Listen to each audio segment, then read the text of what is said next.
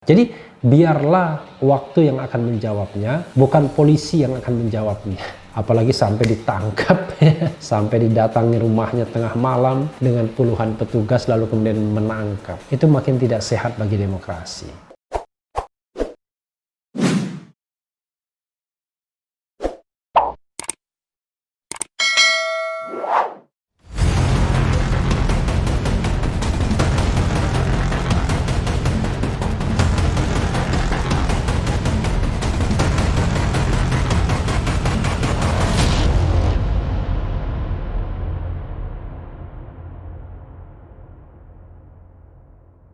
Assalamualaikum warahmatullahi wabarakatuh, Sobat RH sekalian. Jumpa lagi kita di channel yang keren ini, keren cadas. Kali ini saya mau membacakan masalah Risma yang sudah ada fans clubnya Pasutri, pasukan Tri Risma hari ini. Tapi ini sebagaimana dilansir oleh Tempo.co, Risma dilaporkan ke polisi karena diduga rekayasa pertemuan dengan gelandangan. Kita bacakan ya. Tempo.co, Jakarta. Menteri Sosial Tri Risma hari ini alias Risma dilaporkan ke Kepolisian Daerah Metro Jaya karena diduga menyebarkan kebohongan melalui aksi belusukan terhadap gelandangan. Pelapor mengaku sebagai Wakil Ketua Umum Pergerakan Penganut Khitoh Nahdiyah, yaitu Cecep Muhammad Yasin atau biasa dipanggil Gus Yasin. Dalam hal ini, pertemuan Bu Risma dengan salah satu gelandangan atau pengemis yang bernama Nur Saman di Sudirman dan Tamrin, Jakarta Pusat, itu saya lihat banyak kebohongan, kata Yasin di Sentra Pelayanan Kepolisian Terpadu SPKT Polda Metro Jaya saat menunggu pembuatan laporan, Senin 11 Januari 2021. Rencananya, kata Yasin, Risma akan dilaporkan dengan pasal 15 Undang-Undang Nomor 1 Tahun 1946 tentang peraturan hukum pidana yang ancaman hukumannya ini kalau tidak salah bisa sampai berapa ya, 10 tahun ya. Selain itu Risma juga dijerat dengan pasal 28 dan pasal 45 Undang-Undang Nomor 11 Tahun 2008 tentang informasi dan transaksi elektronik, lagi-lagi Undang-Undang ITE. Yasin yang mengaku sebagai warga Surabaya itu menilai pertemuan Menteri Risma dengan gelandangan bernama Nur Saman janggal. Dia mengaku sudah sering ke Jakarta, khususnya ke kawasan Sudirman Tamrin sejak 1997. Tidak pernah saya menjumpai pengemis di situ, kata dia. Selain itu, kata Yasin, anaknya yang disebut sering mengurus gelandangan tidak pernah melihat Risma peduli terhadap tunawisma sejak menjabat sebagai wali kota Surabaya. Karena itu, aksi belusukan Risma di Jakarta saat menjadi menteri dianggap hanya untuk pencitraan. Jadi aneh ketika tiba-tiba begitu, kata Yasin. Risma menemui dua penyandang masalah kesejahteraan sosial PMKS di kawasan Jalan Sudirman Tamrin pada Senin 4 Januari 2021. Penemuan gelandangan di kawasan itu juga sempat dikomentari Wakil Gubernur atau Wagub DKI Jakarta Ahmad Riza Patria. Saya sudah hidup di Jakarta sejak umur 4 tahun, baru dengar ada tunawisma di Jalan Sudirman Tamrin, kata Riza di Balai Kota pada Rabu 6 Desember 2020. Sebelumnya, Menteri Sosial Tri Risma hari ini alias Risma menampik belusukan cari tunawisma di Jakarta, dituding untuk menarik perhatian apalagi disebut settingan. Saya gimana bisa nyeting, saya tidak kenal, kata Risma di Bekasi Jumat 8 Januari 2021. Pertama kali bertugas sebagai Menteri Sosial, Risma mengaku tidak hafal jalan di Jakarta. Ketika di jalan dia melihat seorang gelandangan dalam kondisi tertidur. Kalau saya turun, saya bukan siapa-siapa di Jakarta, kata dia. Di sini ada juga fraksi PDIP DPRD DKI, Risma ditunjuk jadi mensos bukan calon gubernur. Luar biasa ya. Karena ini ada orang yang mau menjagokan dia sebagai calon gubernur, kan terlalu menghina namanya. Sudah jadi menteri sosial kok menjadi calon gubernur. Iya, sobat era sekalian, terlepas dari apakah itu settingan atau bukan ya, saya hanya mengatakan termasuk orang yang tidak pernah setuju melapor ya dari kubu manapun. Nah, kalau ini kan gampang ditebak ya. Yang melaporkan pasti bukan yang sering melaporkan. Para pengkritik Jokowi ya. Intinya para pelapor ini pasti bukan yang melaporkan Fadlizon, kira-kira begitu. yang melaporkan pastilah pokoknya orang-orang yang dianggap pro pemerintah. Dan ini menurut saya tidak sehat.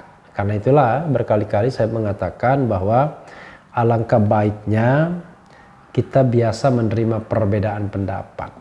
Kalaupun itu dianggap pencitraan, ya kritik saja, sampaikan kritik. Nah yang penting ketika kita menyampaikan kritik, jangan pula kita yang diadukan. Jadi kalau misalnya kita tidak setuju dengan aksi Risma hari ini, ya kita kritik. Jangan kita adukan ke polisi, kita kritik, ya. Kita katakan bahwa datanya tidak valid, ya. Dan tidak pernah kita menemukan gelandangan di daerah Sudirman Tamrin, dan biarkanlah masyarakat yang menilainya. Siapa yang sesungguhnya lebih benar, lebih bisa diterima, lebih dianggap berintegritas. Yang penting tadi kondisinya adalah kita tidak perlu melaporkan Risma, tapi pendukung Risma juga tidak perlu melaporkan siapapun yang mengkritik Risma. Jadi biar demokrasi kita bisa lebih jalan. Kalau ini kan enak, ya kan? Sebagai contoh misalnya mengenai tewasnya Laskar FPI. Ini terus terang Sobat Era sekalian, wilayah yang ngeri-ngeri sedap. Ketika orang melihat misalnya hasil Komnas HAM, ya masyarakat terbelah. Terbelah antara yang pro dan kontra. Pro untuk mengatakan bahwa ini bukan kesalahan pihak yang berwajib, kontra mengatakan ini kesalahan pihak yang berwajib. Atau lebih tepatnya begini, bukan soal Komnas HAM-nya, tapi lebih pada peristiwa tewasnya Laskar FPI.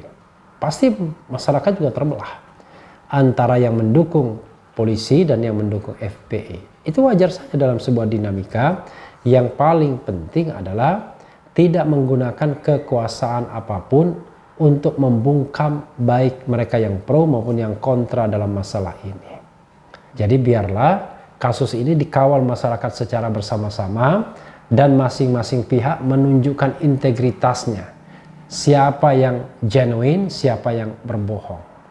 Jadi peran serta masyarakat itu dibutuhkan seperti itu. Ya sebagai contoh misalnya Risma.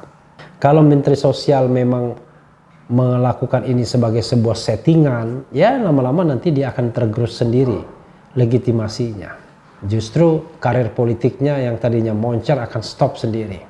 Tapi kalau dia melakukannya dengan genuine, dengan sebuah kesadaran yang baik, maka bisa saja reputasinya terus meningkat. Jadi biarlah waktu yang akan menjawabnya, bukan polisi yang akan menjawabnya. Apalagi sampai ditangkap, sampai didatangi rumahnya tengah malam dengan puluhan petugas lalu kemudian menangkap. Itu makin tidak sehat bagi demokrasi.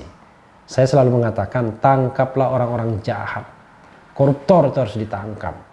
Mereka yang terlibat dana bansos itu harus ditangkap. Mereka yang terlibat korupsi dana kelautan dan perikanan, dana benur harus ditangkap. Jadi 2B, benur dan bansos itu baru ditangkap.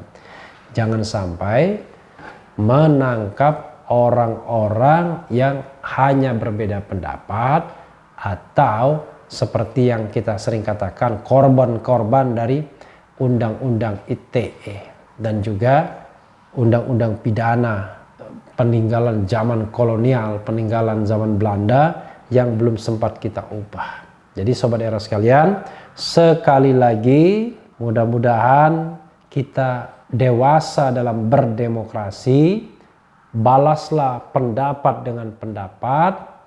Kalau melihat sebuah fenomena yang kita tidak sukai, kita buat opini, kita kritik agar orang tahu bahwa kita tidak setuju dengan aksi belusukan Bu Risma, dan yang penting tidak melaporkan Bu Risma. Sebaliknya, para pendukung Risma juga tidak melaporkan siapapun yang mengkritik Risma. Biarkanlah ruang demokrasi ini bisa berjalan dengan baik. Soal benar dan salah itu relatif. Yang penting integritas ya itu akan terlihat nantinya. Siapa yang lebih dipercaya, siapa yang akan lebih didukung. Ya, Sobat Era sekalian, itu saja. Yang penting tetap di channel ini, karena di channel ini Anda akan dirayu, ditipu, dibaperin, dicecar, diuber pula di jalur khusus. Karena channel ini adalah channel yang mengancam, memeras, dan membenci. Jangan lupa subscribe, like, comment, and share. Cia.